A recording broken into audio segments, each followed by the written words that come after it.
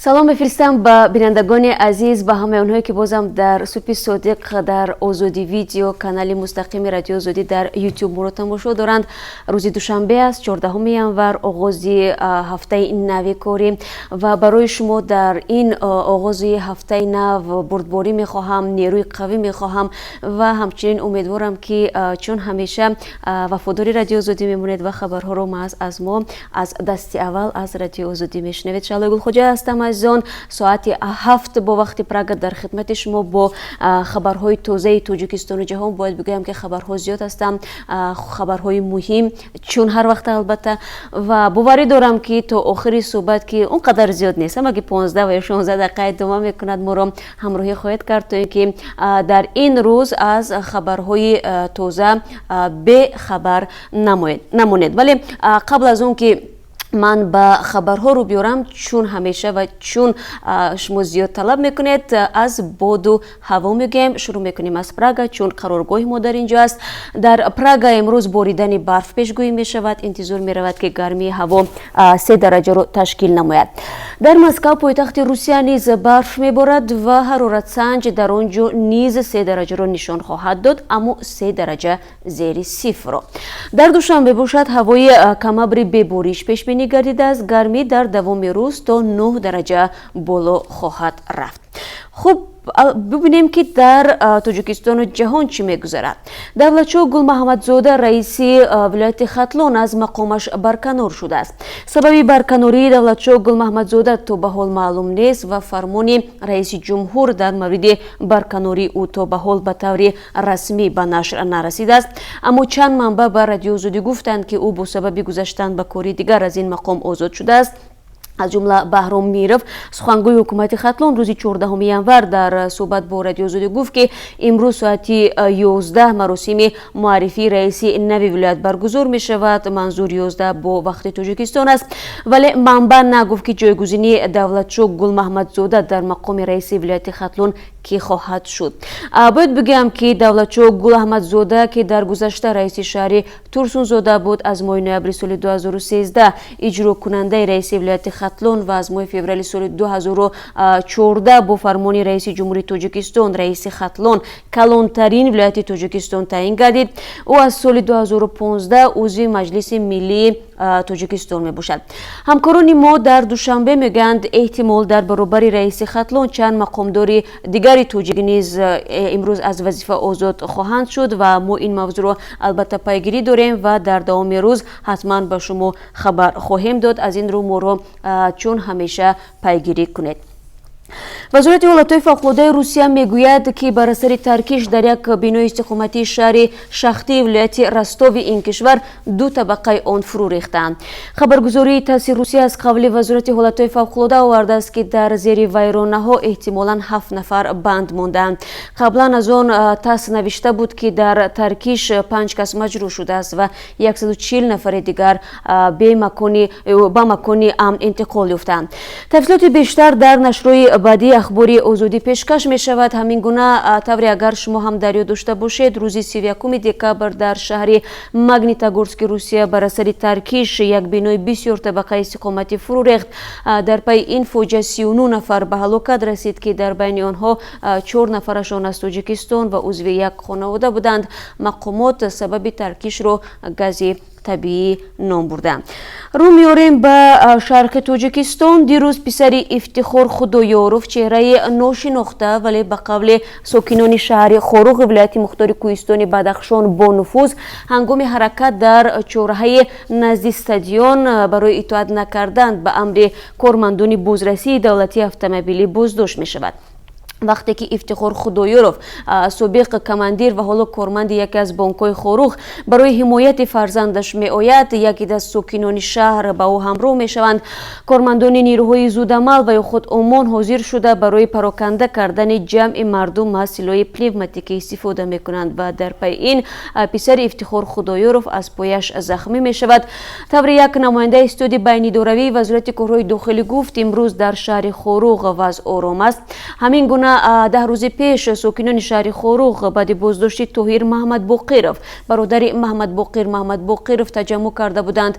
مقامات وزارت گفتند طاهر محمد باقرov 53 ساله سال 2014 با اتهام اوباشی تحت پایگرد قرار داشت. بر علاوه به گفته بازم وزارت کارهای داخلی تاجیکستان او با ماشین 36 در کوچه های خاروق گشت و گذار میکرد در حالی که اجازه نداشت. این چنین نسبت به کارمندان میلیسا دغلی نشان داده است.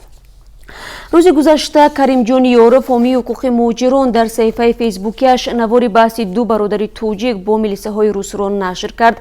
در این نوار دیده می شود که چگونه ماشین برادران اسدالله سالیف که شهروندی روسیه را دارد و فرهجان سالیف را که شهروند تاجیکستان است هنگام حرکت در راه مرکزی شهر مسکو کارمندان پلیس منع میکنند. در میان جانب ها به سر میزند و کارمندان پلیس این دو برادر را برای اطاعت نکردن به امر نماینده دولت دستگیر نموده به شعبه پلیس انتقال میدهند. طور کریم جان یورف در صحبت با رادیو آزادی گفت در اداره پلیس فرهجان سالیف مورد لط و کوب قرار میگیرد. بعد به این قضیه دخالت کردن کریم جان یورف و والنتینا چوپیک حامی حقوق مهاجران در روسیه نمایندگان پلیس برادران را 500 روبل جریمه نموده آزاد کردند. والنتینا چوپیک در صحبت تلفنی با نوبدار شعبه پلیس آنها را به بازداشت غیر قانونی این دو نفر ایبدار کرد و جمله گفت که آنها موظف بودند که سفارت تاجیکستان را درباره به شعبه پلیس انتقال دادن مهاجر تاجیک آگاه کنند.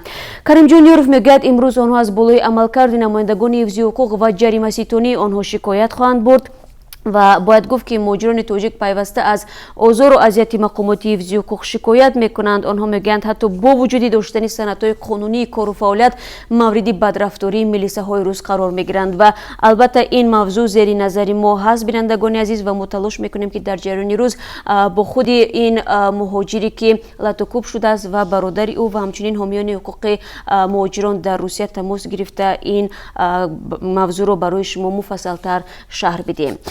برمیگردم به تاجیکستان. به شهر دوشنبه شهرداری دوشنبه اعلان کرد که از روز 16 ینور حرکت مسافربرهای خرد که در یک خط سیر 3 آدم مسافر میکشانند منع می شود. شهرداری روز 11 ینور با نشر یک اعلان در وبسایت رسمی خود نوشته است که با مقصد کم کردن تنبشوی نقلیات در کوچه و خیابان‌های مرکزی دوشنبه و بهتر نمودن خدمت رسانی به مسافران از 16 ینوری سال 2019 حرکت میکرواتوبوس‌های خط سیر رقم 33 منع کرده می شود. به گفته شهرداری به جای این حرکت اتوبوس‌های رقم 2, 18, 4 و 12 را زیاد می کنند و فاصله حرکت آنها نیز کوتاه‌تر می شود تا مسافران سریع وقت به منزل و کار برسند. مسافربرهای خرد رقم 33 در شهر دوشنبه روزانه به هزاران نفر در پایتخت تاجیکستان خدمت می‌رسانند. با وجود افزایش شماره اتوبوس‌ها در دوشنبه شکایت‌ها از نارسایی نقلیات در پایتخت و هم با تأخیر حرکت کردن اتوبوس‌ها زیاد است. نویدی بمدادی 14 ینور را با چند خبری بین المللی ادامه میدیم. پرزیدنت امریکا دونالد ترامپ هشدار داده است که اگر ترکیه کردهای متفق امریکا را در سوریه مورد حمله قرار دهد واشنگتن توسط تحریم اقتصادی حال این کشور را خراب خواهد کرد. ترکیه تهدید کرده است که کردهای سوریه را هدف قرار میدهد. ترکیه این گروه های کرد را تروریست ارزیابی میکند. کردهای سوریه بر ضد گروه دهشت افکن دولت اسلامی قیام کردند. ایالات متحده آمریکا تصدیق کرده است که بیرون کشیدن نیروهایش از سوریه را آغاز نموده است. در سوریه تخمینا 2000 نظامی ایالات متحده آمریکا مستقر می باشند. زمان بیرونشوی کامل آنها تا به حال آشکار نشده است. سازمان دیدبان حقوق بشر هیومن رایتس واچ از کشورهای کمک رسان درخواست کرده است که بر ضد وزیر مدافع افغانستان تحریم اعلان کند. به عقیده این سازمان وزیر تازه تعیین افغان اسدالله خالد با پایمالشوی حقوق انسان و جنایت‌های نظامی متهم است. 12 ینور هیومن رایتس واچ در قرارگاه مرکزیش در شهر نیویورک اظهارات در این باره نشر کرد. در آخر ماه دکبر پرزیدنت افغانستان اسدالله خالد را وزیر مدافع این کشور تعیین کرد. سازمان‌های حامی حقوق بشر اصرار می‌ورزند که از نوع رهبری ولایت غزنی افغانستان در سال 2005 تا 2008 اسدالله خالد با پایمال نمودن حقوق بشر، کشتاری آدمان، شکنجه، تجاوز جنسی زنان و دیگر جنایت‌ها راه داده است. خود خالد این ایبنامه‌ها را کاملا به اساس نامیده است. برید آدامز رئیس بخش آسیایی هومن رایتس واچ میگوید اگر کشورهای کمک رسان افغانستان یعنی ایالات متحده آمریکا، کانادا، اتحادیه اروپا و دیگران بر ضد اسدالله خالد تحریم اعلان کرده صورت حساب‌های بانکی او را به حبس گرفته وزیر افغان را از روابط سفر به قلمروهایشان محروم کنند، این پیامی آشکار می شود که بازگشت فرد مسئول پایمالشوی حقوق بشر به مقام دولتی غیر قابل قبول است. شورای مشاوران حکومت عربستان سعودی با تصویب قانون ازدواج دختران تا 15 ساله را ممنوع اعلان کرد. با گزارش خبرگزاری رویترز بر اساس این قانون که هفته گذشته تصویب شد، ازدواج افراد تا 18 ساله نیز تنها با اجازه دادگاه امکان پذیر می شود. مؤلفان طرح قانون منع ازدواج دختران تا 15 ساله آسیب‌های روانی، اجتماعی و جسمانی از جمله سبب‌های پیشنهادی طرح نمودند. در عربستان سعودی تا کنون قانون درباره سن نکاح وجود ندارد و دستور و یا فرمان والدین کافی است که دختری از 9 ساله بالا را به شوهر بدهند. تمام زنها در این کشور حق ندارند تنها به خارج سفر کنند. برای کار کردن هم باید از مرد خانه و یا شوهر اجازت بگیرند. بر اساس آمار سازمان غیر حکومتی گرلز نوت برایدز و یا دختران فقط عروس نیستند، سالانه در جهان 12 میلیون دختر به سن 18 سالگی نرسیده شوهر میکنند. بر اساس مقررات سازمان ملل متحد چنین کار نقض حقوق انسان است و باید از بین برده شود. با گفته هزر همیلتون معاون رئیس سازمان مذکور، قدمی که عربستان سعودی برداشته است تشویق کننده می باشد، اما عملی شدن آن مسئله دیگر است. با گفته حامیان حقوق، دخترانی که در خردسالی ازدواج میکنند از مکتب بیرون میمونند، طلاق میگیرند، در عائله ظلم و ستم میبینند، آسیب‌های روانی میگیرند و در مقایسه با آنهایی که دیرتر شوهر میکنند فقیر میمونند. در تاجیکستان نیز بر اساس قانون دختران و پسران حق دارند از 18 سالگی ازدواج کنند.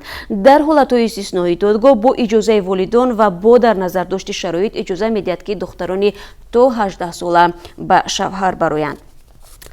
در نتیجه ترکیش یک کون انگشت در چین 21 نفر به هلاکت رسیدند. به نوشته خبرگزاری‌های دولتی، فوجیه روز 13 ینور در ولایت شانسی در یکی از ولایت‌های اصلی استخراج کننده انگشت به وقوع پیوسته است.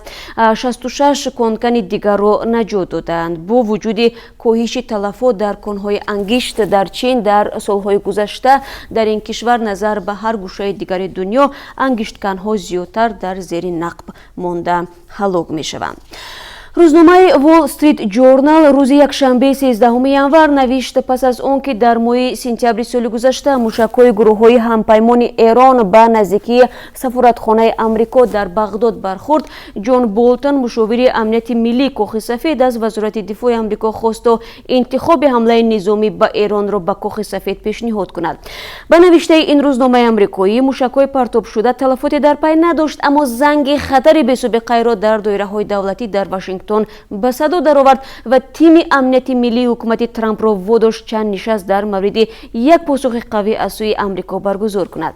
جان بولتون به عنوان مسئول امنیت ملی وظیفه دارد تا بر رئیس جمهوری آمریکا توصیه‌های نظامی، دیپلماتی و اقتصادی ارائه نماید.